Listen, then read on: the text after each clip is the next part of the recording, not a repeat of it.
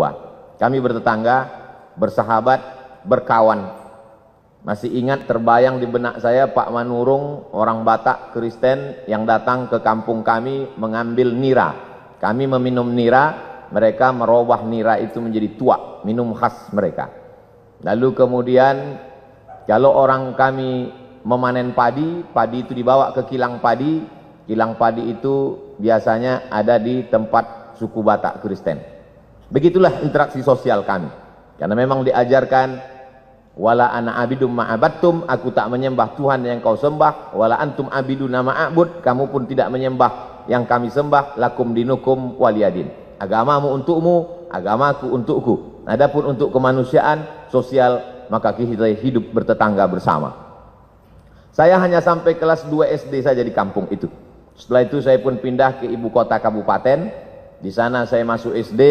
Di SD itu ada 2 orang yang berbeda wajahnya dengan kami, kulitnya putih. Dulu kami menyebutnya Cina, sekarang tak boleh sebut Cina, Tionghoa. Satu laki-laki, satu perempuan. Agamanya Buddha dan Konghucu. Kami berteman, bersahabat, satu kelompok. Waktu itu kita di kelas tidak berbaris, tapi berkelompok. Nama belajar masa itu CBSA, cara belajar siswa aktif. Yang tahu berarti sudah tua. Kami datang berkelompok, kadang-kadang dia ke rumah kami, kadang-kadang kami ke rumah dia. Lalu kemudian beberapa tahun yang lalu saya buat reuni pertemuan SD. Jumpa lagi. Teman saya yang Tionghoa itu namanya Akyong. Saya lihat Akyong pakai peci. Saya berbisik ke kawan saya, itu si Akyong masuk Islam? Tidak. Kenapa dia pakai peci? Untuk menghormati kau. Begitulah kami bersahabat. Tamat SD tahun 1990, saya pindah ke Medan. Di Medan, kota Medan mengajarkan saya bagaimana kami di Medan hidup berbagai macam suku dan agama.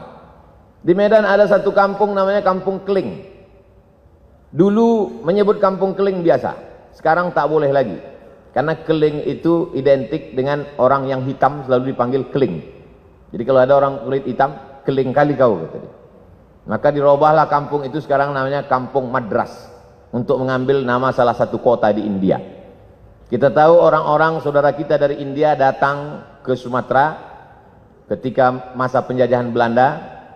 Ada yang mengambil upah, mengambil karet, lalu kemudian memetik tembakau Delhi, tanah Delhi yang sangat subur. Ada yang Muslim. Masjid salah satu tertua di kota Medan adalah Masjid India. Dibangun ketika Krakatau meletus, dan saya diizinkan untuk menyampaikan ceramah di sana. Lalu kemudian saudara-saudara kita yang datang dari Hindu, maka mereka membuat sebuah komunitas. Kuil terbesar di Pulau Sumatera, kuil Hindu ada di kota Medan. Kuil itu bernama Kuil Sri Mariaman. Saya pernah datang ke sana, masuk ke dalam, saya lihat ternyata di depannya ada bak. Di dalam bak itu ada air. Semua tamu yang mau datang cuci tangan, cuci kaki. Lalu saya pikir, oh ternyata berwuduk juga mereka.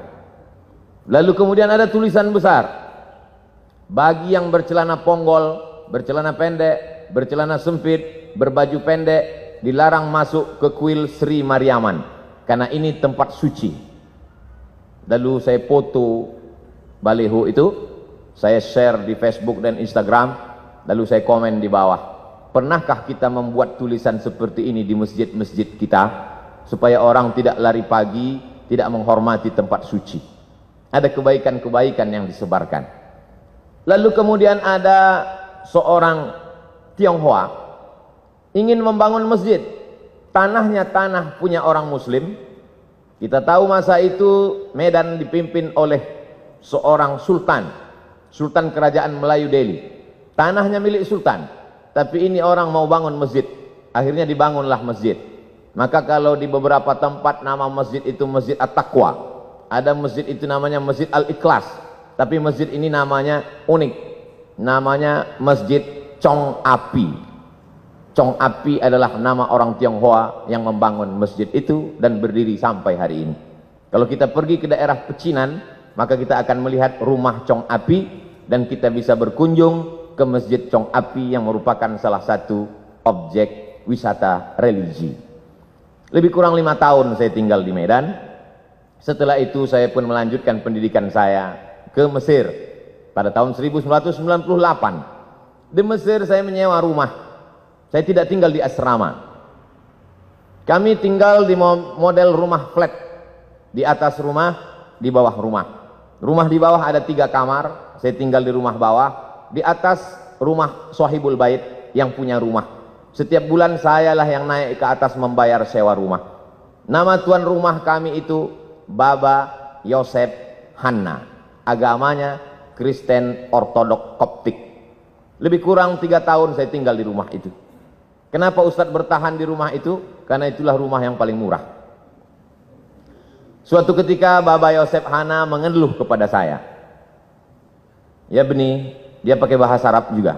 Ya Beni, anakku, saya mesti naikkan sewa rumah ini. Kenapa Baba Yosef?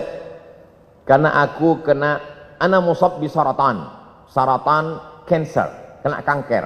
Aku kena kanker, jadi aku mesti operasi. Salah satu income pemasukanku sewa rumah.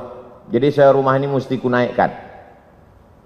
Lalu saya menjawab ke Baba Yosef, kalau Baba Yosef kena kanker, kami lebih parah lagi dari kanker. Kami kena krisis moneter. Kanker juga, kantung kering. Jadi kalau Baba mau naikkan sewa rumah ini, kami akan pindah dari rumah ini. Saya lihat dia lama termenung, dia terdiam. Setelah itu dia mengatakan, tak jadi ku naikkan sewa rumah ini, tetaplah bertahan kalian di sini. Sampai akhirnya saya pulang tahun 2002, bulan November, adik-adik kelas saya tetap melanjutkan rumah itu. Sampai saya datang 2017, rumah itu masih tetap ada tegak berdiri, tapi adik-adik kelas saya sudah pindah semuanya, karena memang lokasi itu sudah direnovasi, sudah tidak layak lagi, rumah itu sudah menjadi rumah tua. Tapi kenangan itu tetaplah menjadi kenangan abadi dalam hati dan pikiran saya. Lalu kemudian pada tahun 2008 setelah belajar di Maroko, saya pun pulang. Saya menjadi ustadz. Saya menjadi tokoh agama Islam.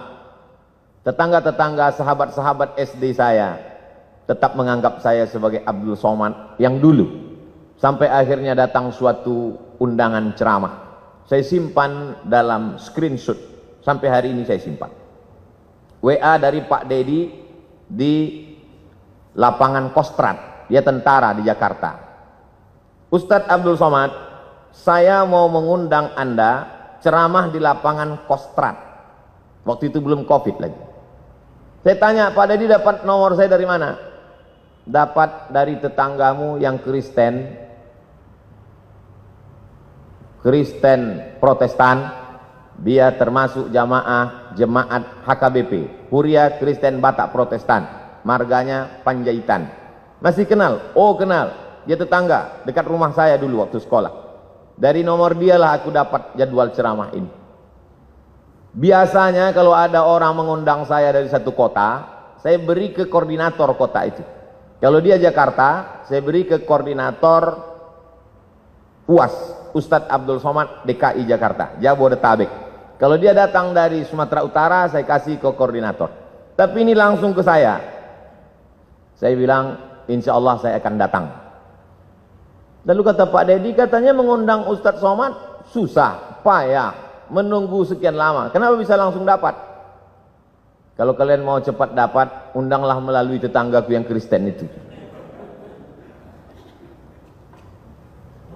Sebulan yang lalu, tetangga saya, lain orang, dia kirim foto rumah mengaji.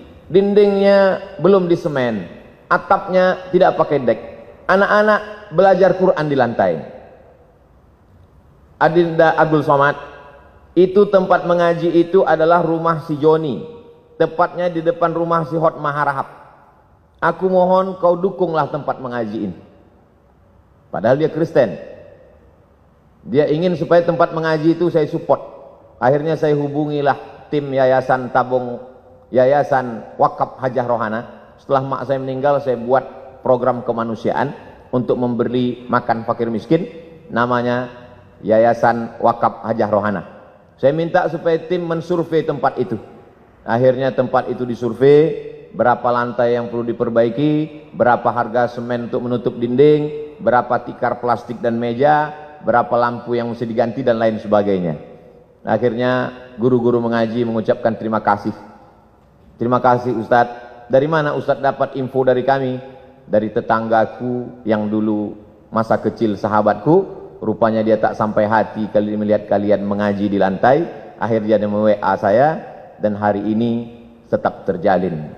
Saya bukan ingin membanding-bandingkan kampung saya dengan Ambon. Tentu tidak bisa mengimbangi yang 100 tahun menurut pakar internasional memperbaiki psikologis orang Ambon perlu 100 tahun. Tapi di Ambon cukup hanya 10 tahun sudah selesai. Ini keberkahan. Jadi kedatangan saya kemari adalah untuk mengunjungi saudara-saudara saya sebangsa dan setanah air.